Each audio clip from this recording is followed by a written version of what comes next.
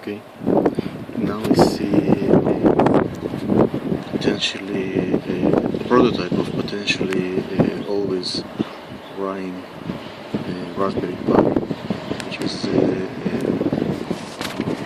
running batteries that in their turn are powered or charged by the sun solar battery or solar panel.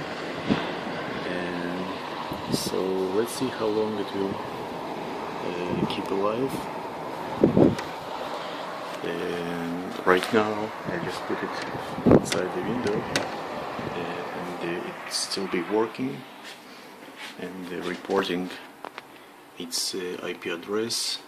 I'll stop the camera to not interfere us.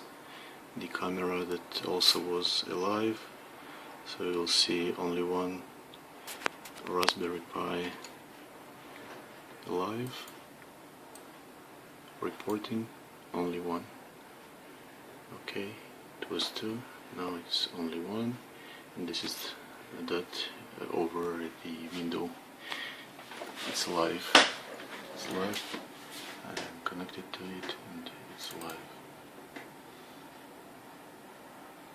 So let's see if the winter Israeli sun will keep it alive enough time.